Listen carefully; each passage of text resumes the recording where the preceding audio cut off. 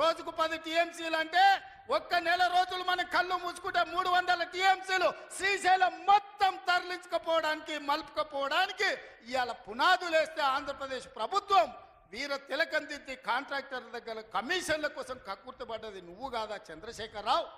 ఆనాడు సాగునీటి పారుదల శాఖ మంత్రి హరీష్ రావు కాదా అని నేను అడుగుతున్నా. 5 ఏళ్ళు హరీష్ రావు సాగునీటి పారుదల శాఖ మంత్రి, 5 ఏళ్ళు చంద్రశేఖరరావు గారు సాగునీటి పారుదల శాఖ మంత్రి.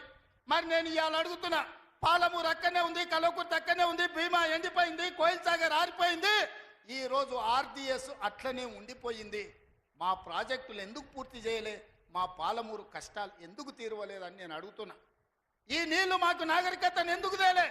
ఈ నీళ్లు మాకు పసిడి పంటలు ఎందుకు తీయలే? ఈ నీళ్లు మాకెందుకు కన్నీళ్లు మిగిలిచ్చినాయని నేను అడుగుతున్నా. ఈ నీళ్లు మా భూములు ఎడారుగా మారడానికి, ఈ నీళ్లు మా ప్రజలు వేలాదిగా వలసలు పోవడానికే పనికొచ్చినాయి తప్ప మా జీవితాలలో వెలుగులు వచ్చినాయని నేను అడుగుతున్నా. ఈ పాపం నీది కాదా చంద్రశేఖరరావు?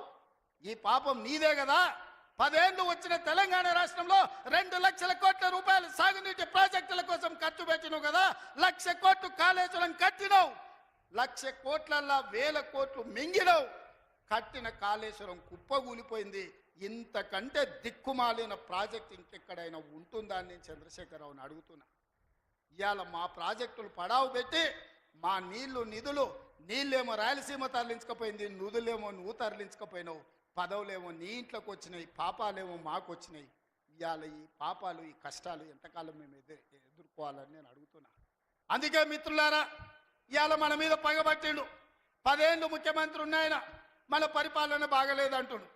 నేను అడుగుతున్న ఇక్కడికి వచ్చిన సోదరుని, తెలంగాణ ప్రజల్ని, 10 ఏళ్ళు కేసీఆర్ ముఖ్యమంత్రి ఉన్నాడు, 12 ఏళ్ళు నరేంద్ర మోడీ ప్రధానమంత్రి ఉన్నాడు.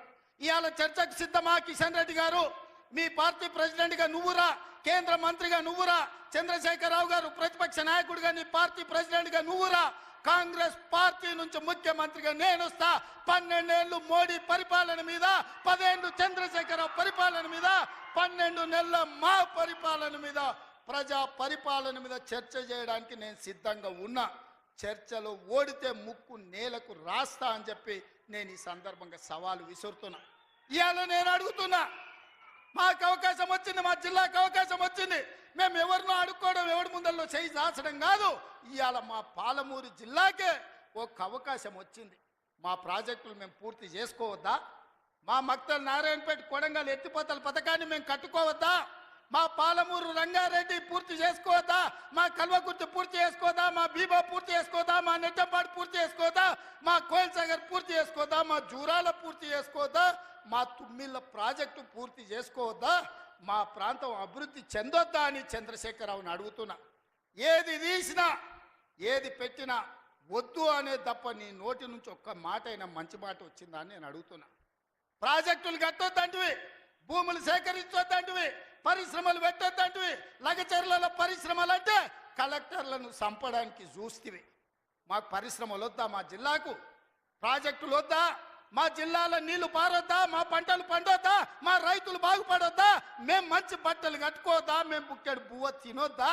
మేము సమాజంలో గౌరవంగా బతకొద్దా? చంద్రశేఖరరావు, నువ్వు సమాధానం చెప్పని నేను వేదిక మీద నుంచి అడుగుతున్నా.